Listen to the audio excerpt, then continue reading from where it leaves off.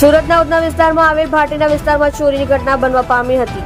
સુરતના ઉધના વિસ્તારમાં આવેલ ભાટીનામાં આવેલ એલએન પાર્ક સોસાયટીમાં વહેલી સવારે 4 થી 5 વાગ્યાના ગાળામાં થવા પામી હતી ચોરી, જેમાં ચોરો દ્વારા 800 થી 900 રૂપિયા પરચુરણ ચિલ્લર પૈસા હાથમાં ગયા હતા. જાળી અને ઘરનો દરવાજાનું નક્કુચૂમ તોડી કરવામાં આવી હતી ચોરી. ભાટીના વિસ્તારમાં ઉપર મકાન અને ઘરની નીચે જ કિરાના દુકાન ચલાવનારને ત્યાં થઈ હતી ચોરી. સુરતની ઉધના પોલીસ ચોરી થયેલ ઘટના સ્થળે પહોંચી આગળની વધુ તપાસ હાથ ધરી છે.